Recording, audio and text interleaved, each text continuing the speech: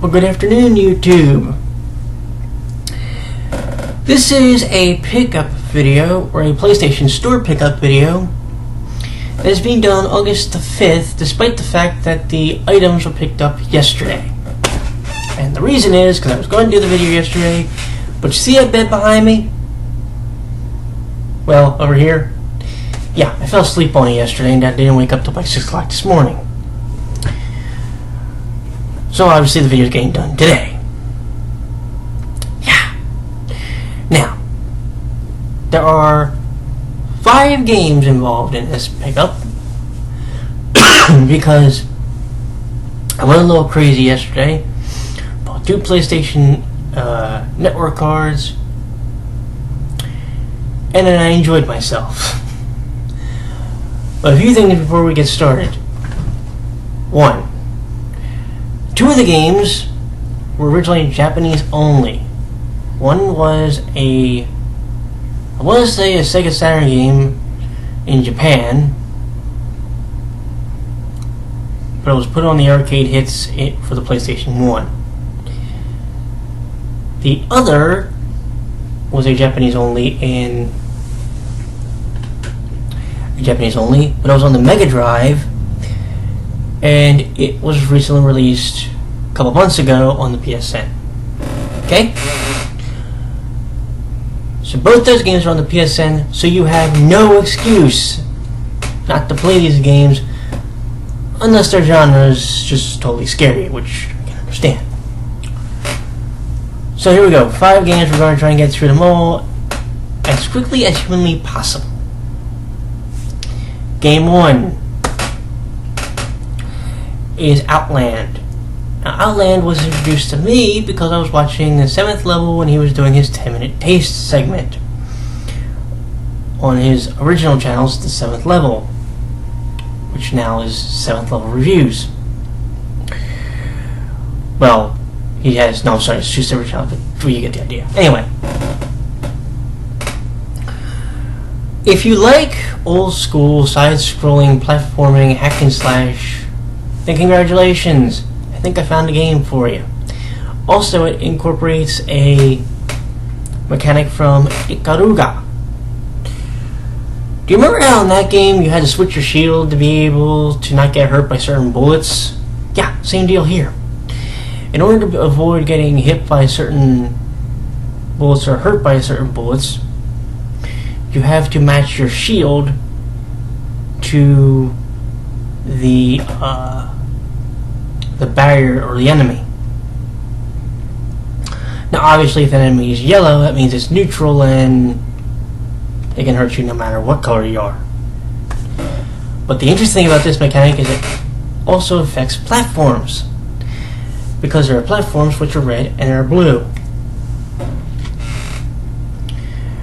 Now I'm going to let you know this now. I already am into the hub room, which I don't know what the actual name of it is right offhand, but I'm in the hub room of the game, and I've picked up at least 3 of the 42 Mark of the Gods, which you need to pick up if you want to get to completion. There are going to be some trophies involved for co-op, because there are some co-op challenge rooms to do. So if you have a friend who's playing the game, and I'm not going to name anybody, but by all means help the bloke out because they may want the trophy. Anyway, second game comes to us from Germany? Wait, what? Germany? Yep. Okay, this one is called Rainbow Moon, which, come on, I'm gonna be honest here. If I had seen the video for Rainbow Moon, and you just told me the name of the game, I'm sitting there thinking to myself, wait a minute, there's a North American PSN game related to Sailor Moon? What? And no, I'm not joking, that's what I would have thought. It's not that. It's a strategy game. It's a strategy RPG with a really weird story. Apparently you got chucked into an alternate dimension, and now you gotta find your way out. No, I'm not kidding. The best part is that the mechanic in this game, it kind of blends itself. Like, okay, there's the random encounters, but then there's also physical encounters. What I mean is, there's the visible enemies, but there's also the standard random ones. And for the random ones, they actually let you pull off a mechanic that was simply similar to, say, Wild Arms. Because, if you remember Wild Arms, when you were getting ready to get into a random encounter, you could hit the X button and stop the encounter. Well, in this game, you hit the X button to accept the random encounter. Yeah, it's a bit weird. And I will tell you this game has a platinum. I will also tell you this, I am nowhere near Mr. Platinum. Because the trophy list is bloody huge. I know, by the way, to get at least one of the trophies, guess what you have to do? Max out your character, or get your character up to a certain level. What level exactly? Oh, nothing major, just 5.100. Yeah. You're gonna be a while, folks. That's all I'm saying. So if you're the type of person that likes strategy RPGs, and I know Triple H 5 is one of them, then I think you may enjoy this game. I wouldn't exactly call this game anime style. Actually, I call it the first thing from it.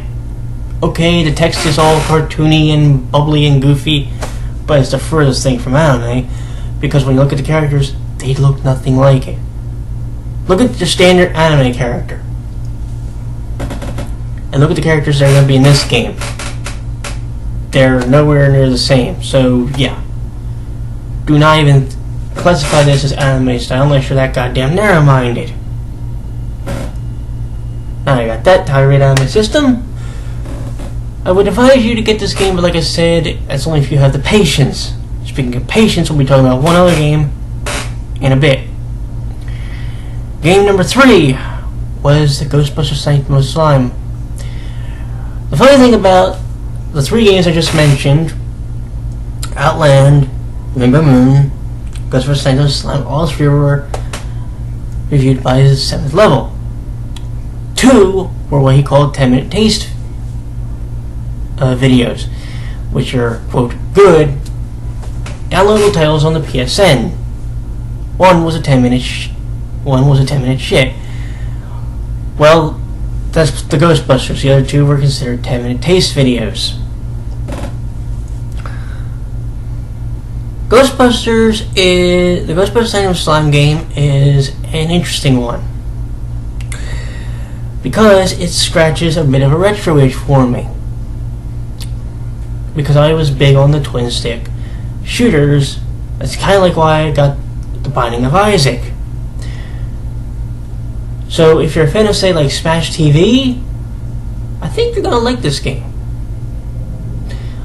But if you're expecting this game to be anything more than a cash in on a license, or if you're expecting it to be anything more than just a isometric twin stick shooter, steer clear of it, because you will not like it. I liked it because, like I said, it scratched that itch for me, as did Outland so far, because I'm a big fan of the platforming, the hack and slash mechanics, and I also like the color swap mechanic in that game, in Outland. In this game, you have to kind of do the same thing, but there's also an achievement if you kill a ghost using the wrong weapon. There's also one if you can sit through all of the comic strips that appear in between levels and the one at the very end of the game. So, this is one time where skipping through a cutscene, not a good idea if you're a trophy hunter. Just saying. The next two games that I've mentioned were Japanese only until they hit the North American PSN. One game came to us by way of Monkey Paw, who by the way has a YouTube channel called Monkey Paw Games. And let me tell you something about this game. If you get frustrated easily, don't play it. If you're the type of person that likes bullet hell, play it. If you're the type of person that likes vertical scrolling shooters, definitely play it. But again, make sure you have the patience, because otherwise you're going to rage quit. I'm not joking. I love vertical scrolling shooters. I love the old school style, and I love the old school difficulty. But even I will admit that for my first attempt, I rage quit after dying about 5,000 times on level 3-4. I think my best score so far is over 200,000 on that game, which isn't too shabby. It is considered an arcade hit, and I can sort of see why. Because I can only imagine how many quarters were dumped in it. Oh, I'm sorry, how much yen was dumped into that thing at the game centers in Japan back in the day. And I'm going to sit here and tell you right now that it's got me hankering to play another game, which is probably not necessarily a vertical scrolling shoot bullet hell, but a side scroll one, I think, called Gaia Siege. So now it's got me really wanting to scratch an itch. And I'm probably going to be doing that next time I get a PSN card. It doesn't have trophies, however, which I'm not too worried about. I'm just worried about if I can beat the fucking thing. But the final game, which does have trophies, is called Monster World 4. This is another PSN title. This is the final PSN title, also from Japan. But here's the neat thing. You want to know how far back we go for this one? The Mega Drive. Yeah. The game never made it to North America before it came on the PSN. Never. Oh, almost forgot. It's on the PSN, but let's say you don't have a PlayStation 3. Let's say you have a 360 or you have a Wii. Aren't you in luck? Because it's on both those systems too. Congratulations. I think you'll be enjoying this game. It has a hack and slash mechanic, and it has a female heroine. I want to say her name is either Asha or Ashe, or just Ash. I'll have to double check myself. I'll put it in the description, or the tag. But it's not a bad game. I'm actually enjoying it. One thing that's kind of unique is, again, going back to Binding of Isaac, one of the mechanics is if you get 10 what they call life drops, you get a blue heart added to your life bar. This helps because we start with only 3 hits. And you have to hope that either you're using the elixir that you got, or that you can find early in the game, or enemies drop hearts. Some enemies, that's all they drop. Some enemies only drop as money. There's no real randomness so far to the item drops that I have found. But that's not to say it's a bad game. It's actually a very fun game, and I suggest you wholeheartedly you play. At least give it a shot. Worst case scenario is you're not going to like it. And for those of you that are into the cutesy anime style side scroller games, this won't be perfect for you, I think. But what do I know? If you're wondering about the prices for all the games, then here you go. Outland runs for $10 off the PlayStation Network. Rainbow Moon is the most expensive one. It is $15 currently. Ghostbusters, that'll run you only $5. Shinryu, the arcade hit, is $6, and Monster World 4 is $5. So if you were to buy all 5 of those games, congratulations. You're only you're going to be paying about $41. But you know what? so far, for me, it's been $41 well worth it. And I can't wait till next week now. Because I think I got some more Japanese shmups coming my direction. One fair warning though. If you were to buy all these games at one time and you were to download them all at once, it's going to take you literally about 2 hours. And that's the download and the installation. How do I know? Because I went through it. And trust me, I was wondering if I was ever going to play the games, which I did. But that's my only warning should you decide to buy them all in one shot. And download them all in one shot. Alrighty? Other than that, my friends, you have a great rest of your afternoon. I will talk to you maybe tonight.